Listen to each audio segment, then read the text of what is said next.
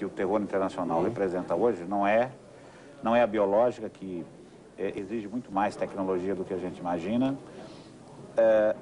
A química tem alguns componentes, enfim, ela é devastadora, mas ela tem um ciclo curto.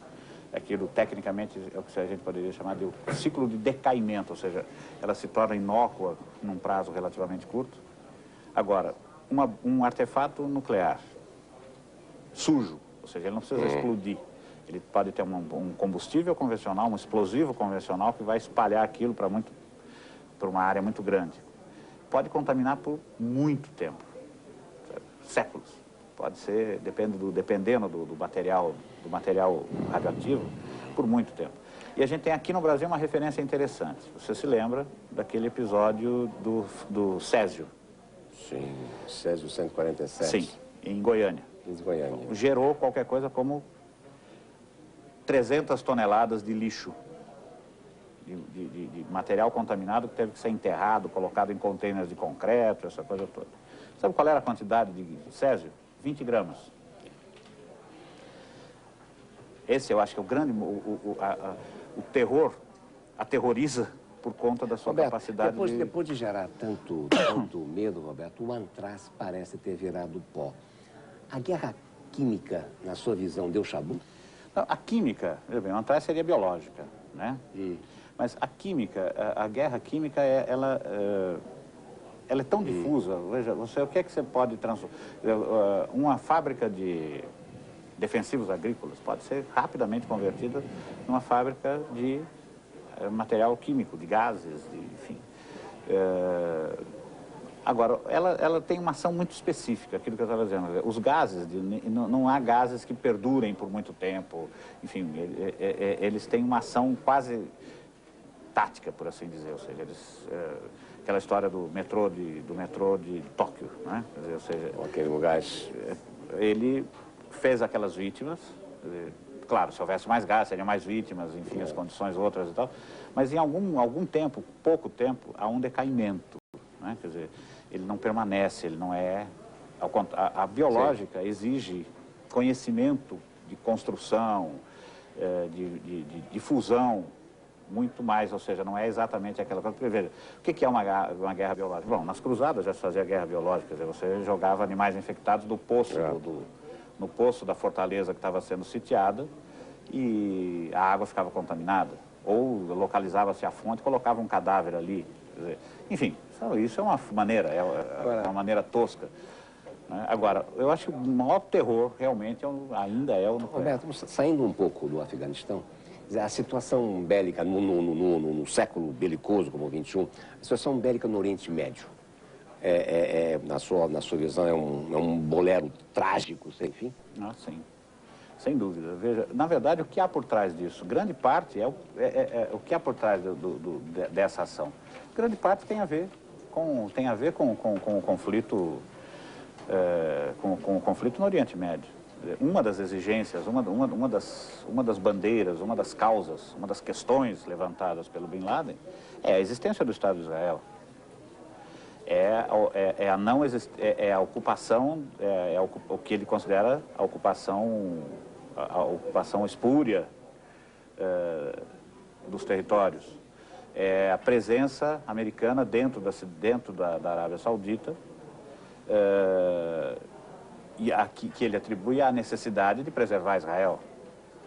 Então, na verdade, a gente tem todo esse cenário. É o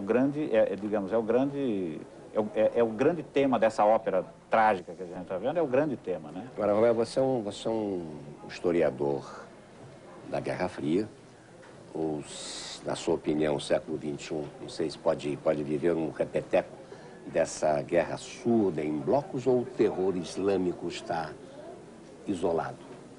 Com o desaparecimento, digamos assim, um desaparecimento, entre aspas, de Bin Laden.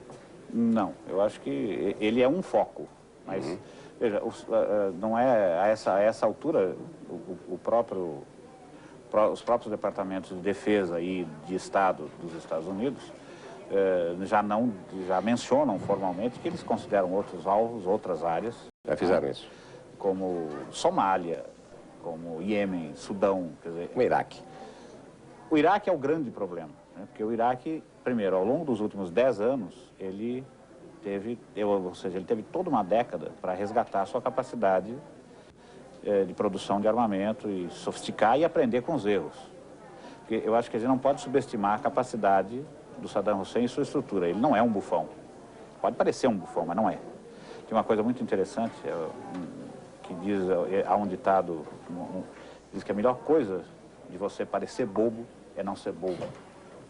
Quer dizer, então ele não é um bufão, ele não é esse sujeito folclórico que a gente imagina.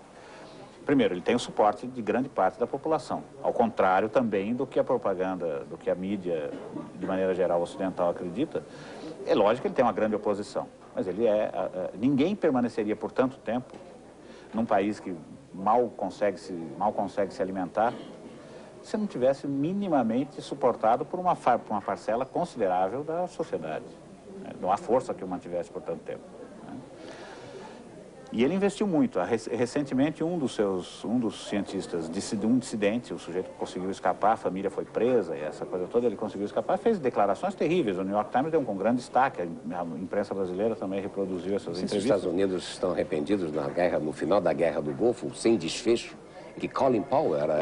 Eu acho que não havia alternativa. Porque, em deixar o Iraque? Não era possível. A ideia era que, que a nação iraquiana não se desmantelasse, né? Que ela não fosse destruída.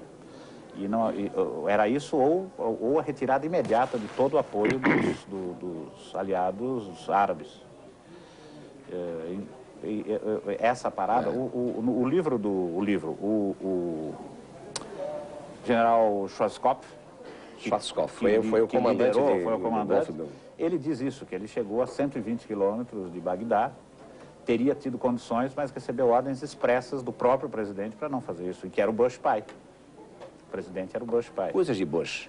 Coisas de Bush. Pode ser que seja uma fatura em aberto que precise ser cobrada. Agora eu quero fechar esse papo com você, esse brilhante Roberto Godoy, com uma reflexão. Quer dizer, o ex-presidente Clinton, um artigo recente que você deve ter visto, disse que o terror de Nova York só podia ter acontecido no mundo sem muros.